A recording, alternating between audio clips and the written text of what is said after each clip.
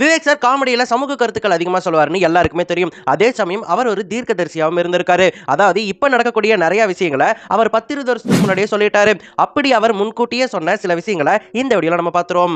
Number 1, Vivek sir corona வரதுக்கு முன்னாடியே corona நம்ம ஊருக்கு வரப்போகுது, எல்லாருமே மாஸ்க் போட்டு சுத்த போறோம் அப்படின்னு சொல்லிட்டு முன்னாடியே சொல்லிட்டாருன்னு சொன்னவங்களா நம்ப முடியுதா? உண்மைதாங்க. இதை நிறைய பேர் நோட்டீஸ் பண்ணவே இல்ல.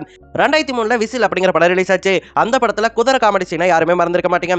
அந்த சீன்ல டாக்டர் சொல்லுவாரு, அது சார்ஸ் வந்திருக்காங்க அப்படின்னு சொல்லிட்டு. சார்ஸா ஒரு கர்ச்சீஃப் கொடுங்க, முகமுடி மாதிரி பண்ணி மாட்டிக்கிற அப்படின்னு சொல்லிட்டு அந்த இடத்துல விவேக் சார் சொல்லியிருப்பாரு.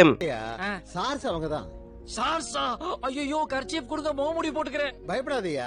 முதல் தடவை பார்க்கும்போது யாருக்குமே இது புரிஞ்சிருக்காது. எதுக்காக இப்படி சொன்னார்னு கேட்டீங்கன்னா, 2002ல இருந்து 2004 காலகட்டத்தில் உலகம் முழுக்க சார்ஸ் அப்படிங்கிற வைரஸ் சைனால இருந்து பரவிட்டு இருந்துச்சு. அதனால நிறைய பேர் பாதிக்கவும் பட்டிருந்தாங்க, சில பேர் இறக்கவும் செஞ்சிருந்தாங்க. அது ஒரு பெரிய விஷயமா பேசப்பட்டிருந்துச்சு. அந்த நோயிலிருந்து தப்பிக்கணும்னு சொன்னா எல்லாருமே மாஸ்க் போடணும் அப்படின்னு சொல்லிட்டு WHO வலியுறுத்தி இருந்தாங்க.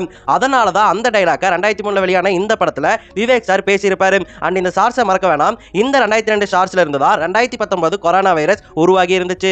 அந்த COVID-19 வைரஸையும் நம்ம சார்ஸ்னு குறிப்பிட்டிருக்கோம். கொரோனா வந்துருச்சுன்னு சொன்னா முகமுடி மாட்டிட்டு தானே நீங்க சுத்தணும் அப்படின்னு சொல்லிட்டு கிட்டத்தட்ட 17 வருஷத்துக்கு முன்னாடியே சொல்லிட்டாரு நம்ம தீர்க்கதரிசி சின்ன கலைவாணர் விவேக் சார். நம்பர் 2, இப்பெல்லாம் பொண்ணுங்க கல்யாணம் பண்ணி புருஷன் ஹனிமூனுக்கு கூட்டிட்டு போய் அங்க வச்சு கொலை பண்றது ரொம்பவே வழக்கமாயிருச்சு. சோனம் ரகுவன்சில ஆரம்பிச்சு இப்ப ரீசெண்டா ஆந்திராவின் தேஜஸ்வி வரைக்கும் அந்த லிஸ்ட் ஆனது நீண்டுகிட்டே இருக்கு. நிறைய பேர் கொலை பண்ணிக்கிட்டே இருக்காங்க. ஒரு ஆணா இருக்கிறதுக்கு நமக்கே வருத்தமா இருக்கு.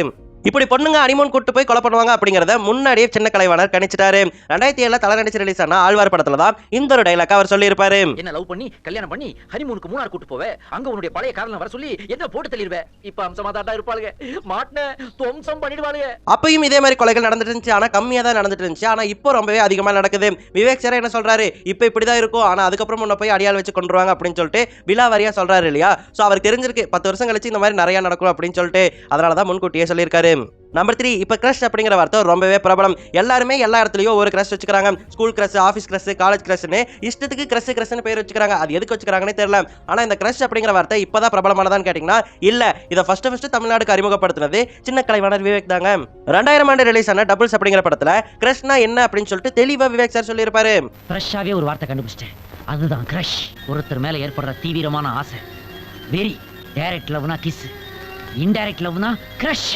கிரஷ் அப்படிங்கிற வார்த்தை 2017-18 காலகட்டத்தில் தான் தமிழ்நாடுக்குள்ள ரொம்பவே ஃபேமஸ் ஆச்சுன்னு சொல்லலாம். அதுக்கு முன்னாடி கம்மியான பேர் தான் யூஸ் பண்ணியிருக்காங்க.